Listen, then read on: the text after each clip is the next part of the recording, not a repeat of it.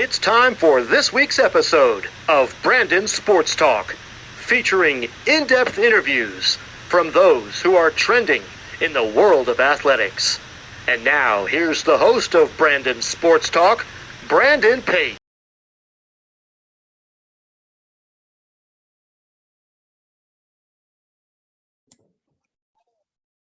Welcome back to Brandon Sports Talk. In today's episode, I have the privilege to interview the South Carolina Stingrays color commentator, Nick Harvey. How are you doing today?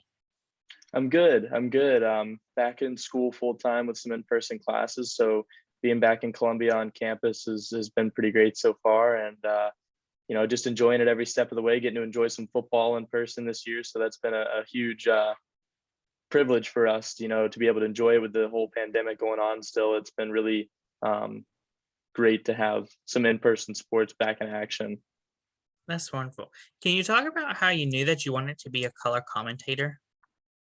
Yeah, so my uncle was an ESPN radio disc jockey basically for a while. He did some sports radio work in Charleston, South Carolina, and he passed away before I was born. But I was always told that I was kind of a mirror image of him. We share the same name. We're both Nicks, and he was a huge sports fan and loved what he did. And as I grew up, I learned more and more about him and realized that that's something that I kind of wanted to pursue, was getting into sports, and getting the opportunity to be a color commentator was the good start for me. So taking the opportunity with the Stingrays was a lot of fun, and it kind of taught me a little bit more on the other side of play-by-play type things. Is there's so much statistical research that you do and so much preparedness that you have to be ready to come out, with these facts during the game when plays stopped and you're not talking about what's going on right then. You got to talk a little bit more about, who's doing what, who's going to make an impact tonight. And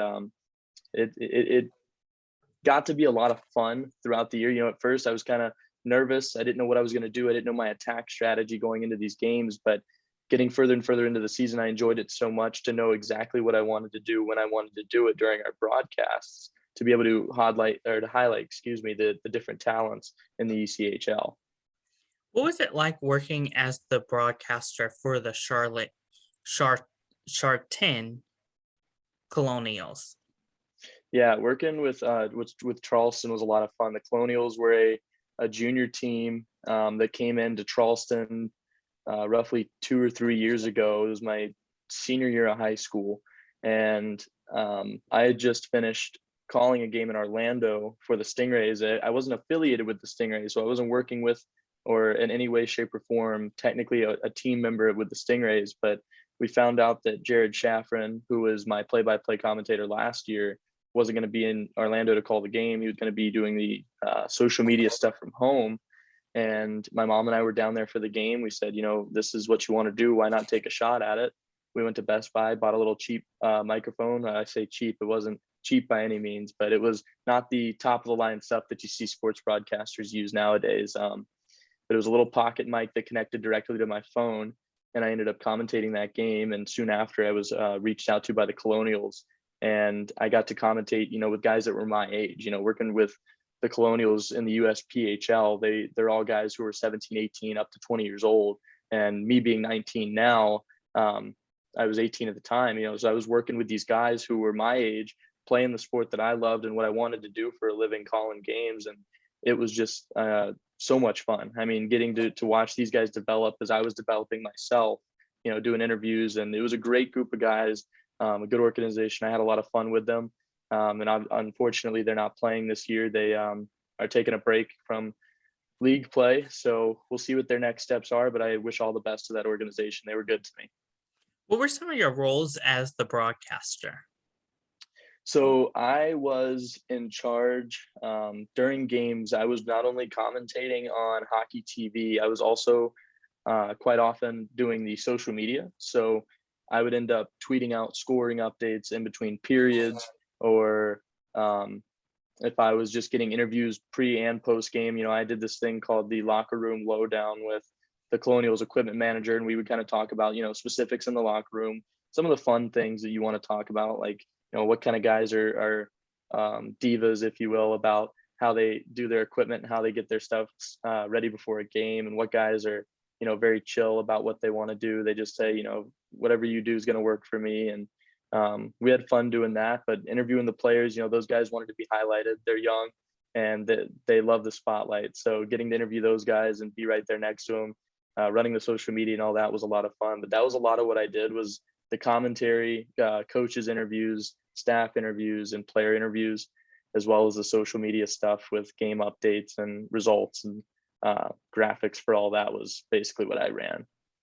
What was it like whenever you got the opportunity to be the color commentator for the South Carolina Stingrays? That's a great question.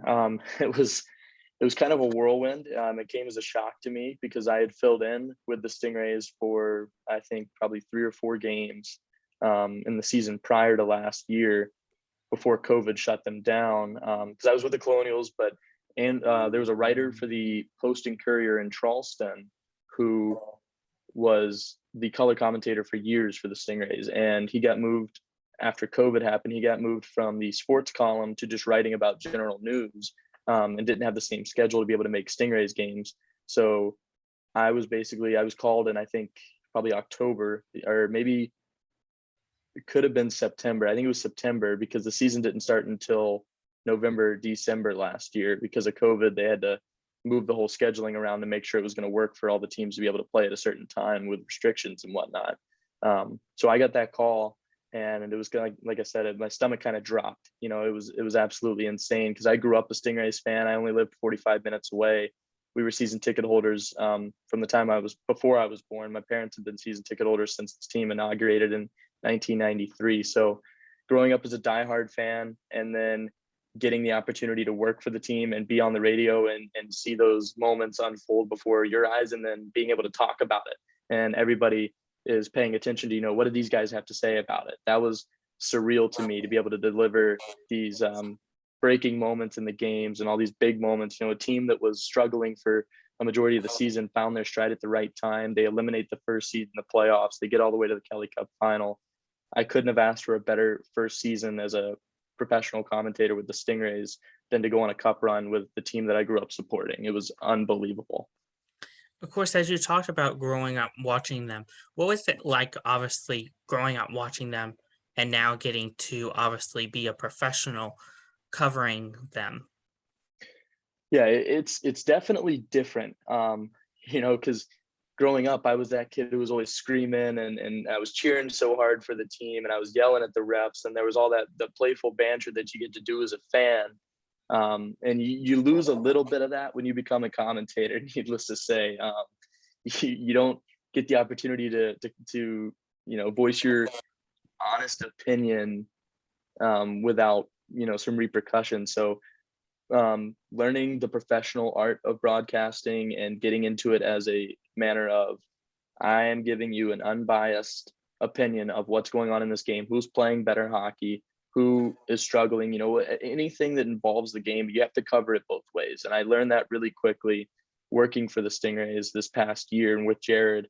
That was one of the biggest things, is I think we had one of the most unbiased broadcasts that you could ask for. We tried to be as fair as we possibly could for both teams. If there was a penalty call missed, we would talk about it. It would be the Stingrays just got lucky. They definitely missed that penalty, and the Stingrays aren't going to go to the box. Or on the other hand, it would be, the Stingrays are a little bit unfortunate here because they're not going to get that penalty called. But all in all, you had to make sure that you were making a fair point about it. If it was a call that should have been called, then you talk about how it should have been. And if it wasn't, then you basically say, look, the penalty was called, it shouldn't have been, but there's nothing you could do about it at that point. We tried to be as even as possible, no matter who we were playing. Of course, how do you balance between obviously being a fan of the Stingrays, growing up watching them and looking up to those players, versus now working with those players as a color commentator, and y'all both being professional athletes and people? Yeah, it's interesting because, like you said, I looked up to those guys when I was younger, and there's still an 18 gap there, because I'm much younger than a lot of the guys who play in this league. It is a developmental league, but you notice a lot of the prospects in the NHL, if they're 18, 19, 20 years old, they're normally already in the NHL because they've got that talent. They don't need a lot of room to develop. They get put right into the mix. But playing with some of those guys who, a year prior, I was cheering for a lot of the guys who were playing for the Stingrays the year that I joined as the color commentator this past season. So cheering for all these guys and then working with them on a professional level, there's a very distinct difference because you have to handle yourself professionally. You can't show, like, let me take a picture with you, like, let me get your autograph. It's not like that when you're the commentator, because you see these guys on a regular basis and you quickly get good relationships with them. The friendships that I formed, and it was weird for me because COVID last year, I was restricted from what I could do, and I wasn't allowed to go into the locker room with the team or anything like that because of the COVID restrictions that the league had placed. So we didn't do really any of that until we traveled with the team to Fort Wayne for the Kelly Cup finals. But even in the week that we were in Fort Wayne, I formed some really good friendships and some good relationships and connections with those guys who play for the Stingrays. And those are memories that I'll cherish forever, is, at one point being a fan and then spending a week with these guys as if they're your best friends and you've known them forever. It's very different, but it's totally worth it.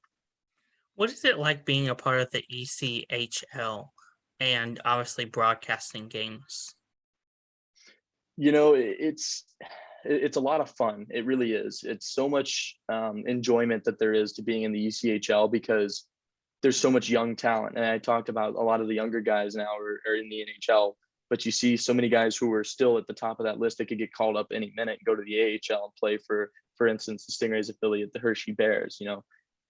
You see so much talent come through that eventually some of them do make it to the NHL, some of them make it to the AHL, and some of them stay right there in the ECHL. But the amount of talent that comes through that league is just unparalleled to what you'll see in a lot of other minor league sports. I mean, the ECHL has produced a lot of top NHL talents, some Stanley Cup champions, and the Stingrays themselves have done that. Braden Holtby was a former South Carolina Stingray who I got to watch play, and then he went on to win a Stanley Cup with the Washington Capitals. And it's really a good experience for not only players and staff to come up, but also broadcasters, because that league does develop broadcasters like it develops players. It gives a lot of people their shot to progress and kind of become more and more professional and better at their craft.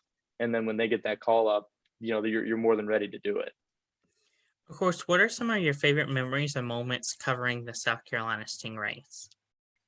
As probably the biggest one I think that I mentioned before was going to the Kelly Cup finals. I mean, being in Fort Wayne and, getting to experience what it was like in the visiting press box, and Fort Wayne, I can't say enough good things about their arena. They were absolutely exceptional. They have a professional press box. I mean, it was like being in an NHL stadium. The crowd atmosphere was insane. And that was the first full capacity crowd we had seen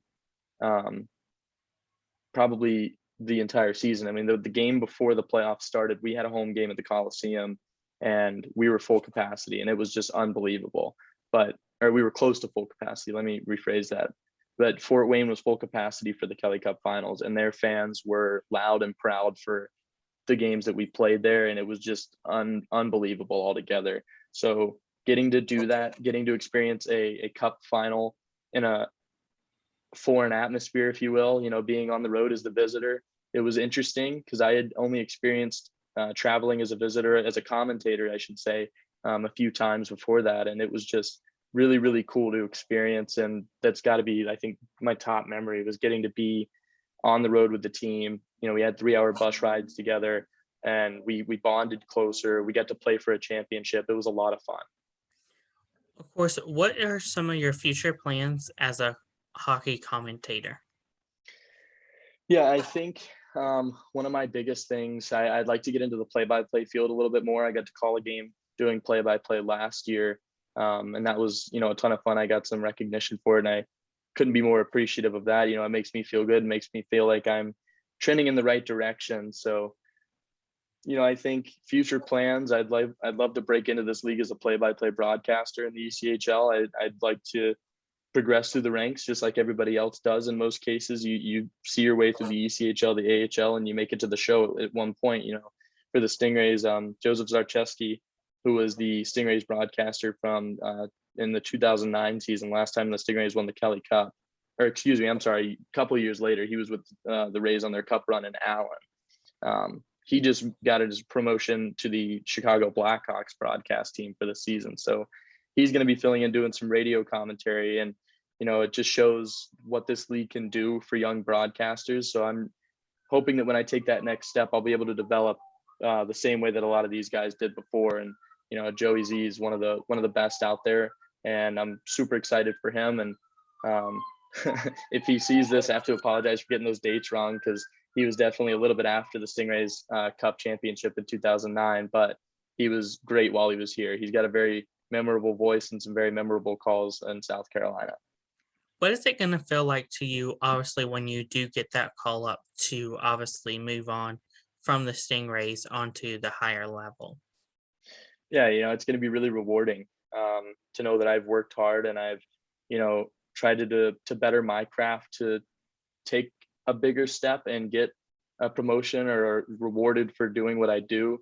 Hoping that I can make some waves in the broadcasting field when I do move up. And I hope that, sticking with it and following exactly what I, plan to do is going to be the biggest thing. Is if I continue to do this and I do it the right way, then eventually I'm going to get that opportunity, and it's going to be surreal. It's going to be those butterflies all over again, just like I got when I got that call from the Stingrays last year. What advice would you give hockey commentators looking to get started into the industry? I think the biggest thing is you just have to go after it. If you're looking to get into the broadcasting industry, I found my way simply by asking questions, going up to the people who looked like they knew what I wanted to know. And you ask them questions. You ask, do you guys do internships? Do you guys allow people to shadow you while you're working? Stuff like that. If you can find those opportunities, the broadcasting field is probably what I've found is one of the most inclusive and, thoughtful fields that you could get into. They're very helpful. Any broadcaster that you go up to and ask, if you want to be on the news, you just find a newscaster and say, hey, this is what I want to do. How do I do it? Because they'll remember that. I know for a fact, Jared Shaffron, who I mentioned earlier, was my play-by-play broadcaster this past year. He just moved to Ontario, California to work in the AHL. He and I met 5 years ago when he first came to South Carolina. They had just gone on another cup run against Colorado in 2018 or so. And he was more than gracious to talk to me about what I wanted to do. I said I wanted to be a broadcaster, and he let me shadow him for a game a season after that. And then a season after that, I was working with the Colonials, and a season after that, I was working with him. So people don't forget these things. You stay in contact with them and you let them know what you're doing and what you're up to. And eventually you might get that opportunity with them. Jared was very gracious and he helped me a lot this past season. So just finding somebody or anybody who is willing to help you and staying in contact with them, being passionate about what you want to do is going to take you places. There's no doubt about that. I figured that out this year, that just showing the passion that you have and the urge to want to do something like this. It's just a matter of finding the right people to recognize that and take advantage of it while they got the opportunity. That's wonderful advice. Where can my listeners find you at on social media, along with the South Carolina Stingrays at?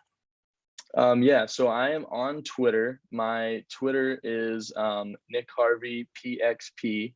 My Twitter handle for my personal use. That's where I do all my regular tweets. You'll see a lot of just what I want to talk about. A lot of it has to do with sports, of course. I don't really give too much thought to a lot of other things on Twitter, but on Instagram I do have a public account. It's Nick Harvey _02. And on Facebook, Nick Harvey, LinkedIn, Nick Harvey.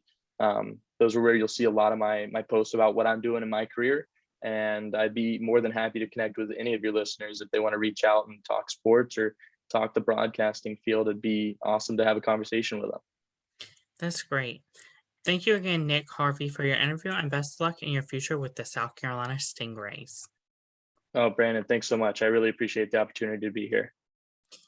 You can find Brandon Sports Talk on Facebook at Brandon Sports Talk, Instagram at Brandon Sports Talk, Twitter at Talk_Brandon, and you can find me on YouTube at Brandon Sports Talk. Don't forget to like, comment, and subscribe.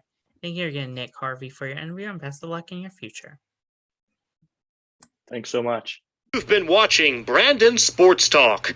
Please feel free to like, share, and subscribe to Brandon Sports Talk on social media and on YouTube.